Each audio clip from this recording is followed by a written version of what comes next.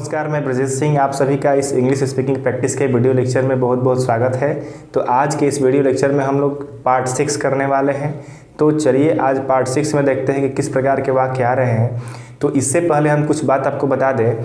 देखिए, आप लोगों को लग रहा होगा कि अभी तक आप 1 to 5 कर चुके हैं। पार्ट 1 से लेकर 5 तक आप प्रैक्टिस कर लिए हैं।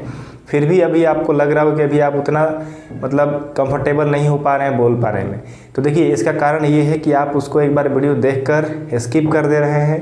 तो उसको अपना बनाने का प्रयास कीजिए, एक बार उसको अच्छे से प्रैक्टिस करने का प्रयास कीजिए। 2 बार 3 बार जितना बार आपको हो सके, जितना अपने अंदर उसका प्रैक्टिस करेंगे, जितना उसका यूज़ करेंगे अपने पास, उतना ही आपका वो बनेगा। ठीक है, तो चलिए इस बात को ध्यान दीजिए कि आप प्रैक्टिस कीजिए। प्रैक्टिस बहुत ज़रूरी है किसी भी चीज़ को पूरा करने के लिए, कंप्लीट करने के लिए। ठीक है, तो आप उम्मीद करते हैं कि आप ये काम करेंगे, प्रैक्टिस ज़रूर करेंगे, तभी आपको अच्छे से आप कंफर्टेबल हो पाएंगे इंग्लिश कुछ बोल पाने में। ठीक है, तो ये हमारे बेसिक बोलचाल के भाषा वाले सेंटेंस हैं। और भी सारे सेंटेंस होते हैं कि आप बेसिक सीखेंगे तो ही उसके ऊपर आप सीख पाएंगे। ठीक है, तो बेसिक को कंप्लीट कर लीजिए ताकि आपका जो ऊपर का सेंटेंस है वो भी आपका आसानी से कंप्लीट हो जाए। ठीक है, तो चलिए आज के सेंटेंस देखते हैं क्या है।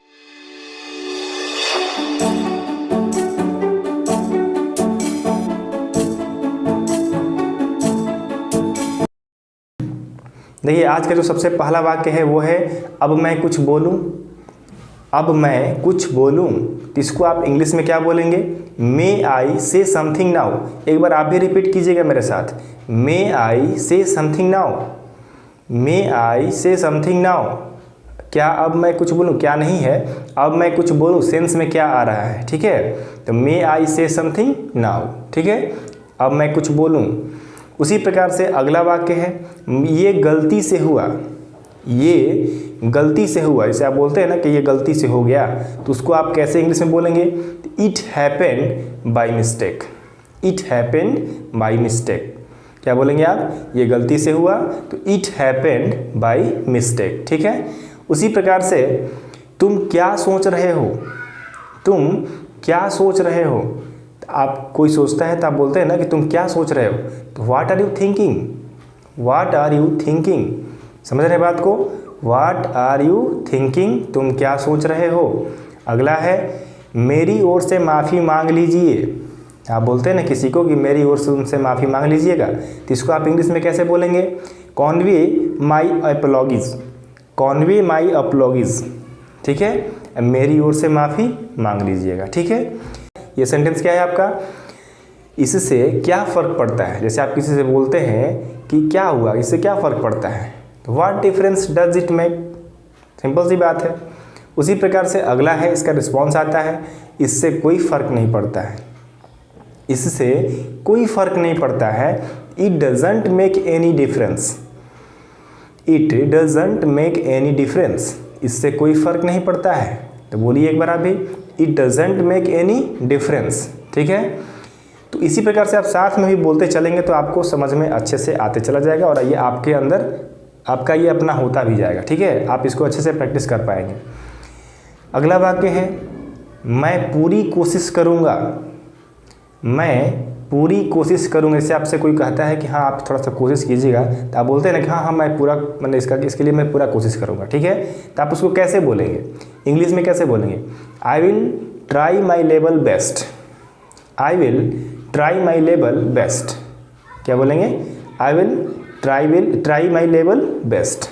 ठीक है, मैं पूरी कोशिश करूँगा। ठीक है, उसी प्रकार से अगला है थोड़ा खिसकिए।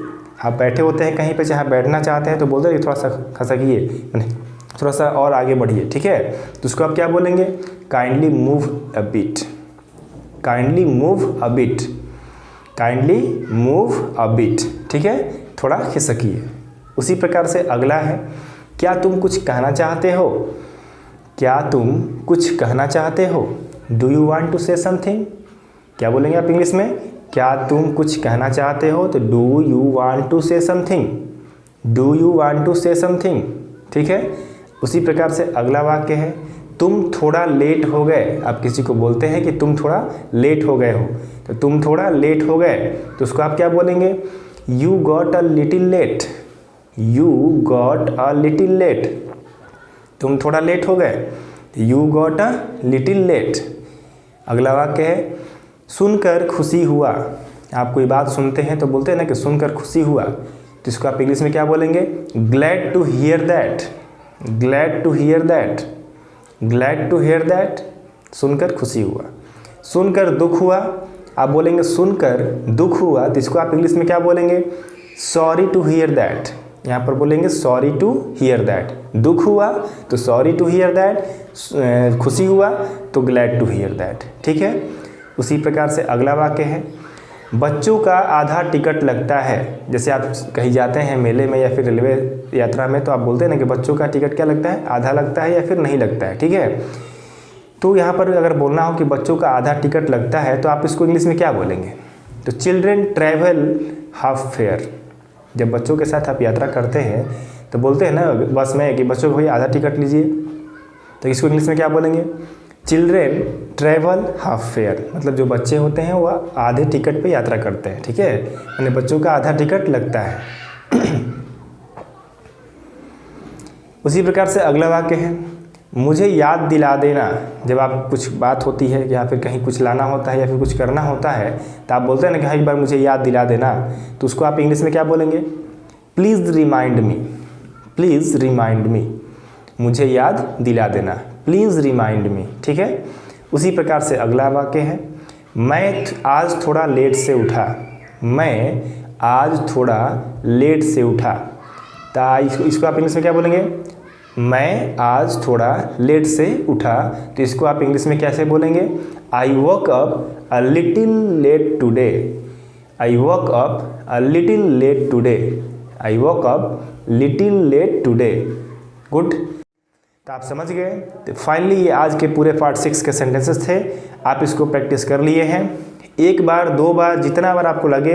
अगर आपको लगता है कि जितना प्रैक्टिस करने से आपका ये अपना हो पा रहा है, उतना बार आप प्रैक्टिस कीजिए, सीखिए। आप बार बार प्रैक्टिस करेंगे, अपने आप आपको लगेगा कि हाँ ये बोल पाने में, प्रैक्टिस कर पाने में कंफर्टेबल महसूस कर रहे हैं। ठीक है। तो आप प्रैक्टिस करते रहिए, हम भी आपके साथ बने हुए हैं। पार्ट वाइज आपके पास सेंटेंसेस हम प्रस्तुत कर रहे हैं। आप मेरे साथ भी प्रैक्टिस कीजिए, अपने से भी कीजिए। एक दिन ऐसा ज़रूर आएगा कि आप भी अच्छे से इंग्लिश बोल पाएंगे और समझ भी पाएंगे और लिख भी पाएंगे। ठीक है। लिखने का भी हम लोग प्रैक्टिस करेंगे, कैसे लिखा जाता है इंग्लिश, लेटर कैसे लिखते हैं, सब चीज़ हम बताएंगे जो बेसिक हमारे यूज़ में आते हैं। लेटर लिखना, एप्लीकेशन, सब कुछ सीखेंगे। लेकिन उससे पहले हमारा जो बेसिक सेंटेंसेस है वो सारे चीज़ क्लियर हो जाना चाहिए। ठीक है। तो प्रैक्टिस करते रहिए, आप ज़रूर सीखेंगे, अच्छे से सीखेंगे। चलिए फिर मिलते हैं अगले पार्ट में। बहुत बहुत धन्यवाद।